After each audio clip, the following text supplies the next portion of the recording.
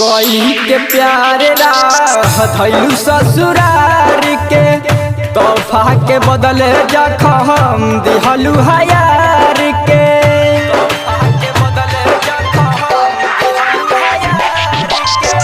कोई के प्यार राह धैलू ससुरार के तोहफा के बदले जखम दिहलू हयार के।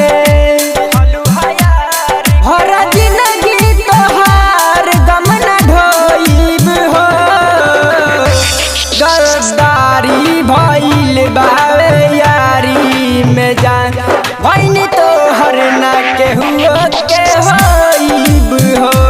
गम के जहर जोदाई पी के सोइब हो।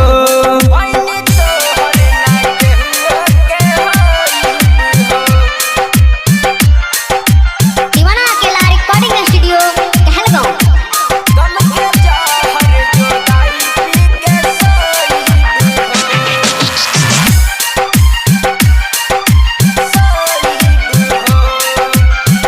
धड़कन दिल के रहलू तू ही रात दिन तोहरे ला दिलवाई कुही। धड़कन दिल के रहलू तू ही रात दिन तोहरे ला दिलवाई कुही। दिल दे के ना केहू लायब रोइब हो। गद्दारी भइल बा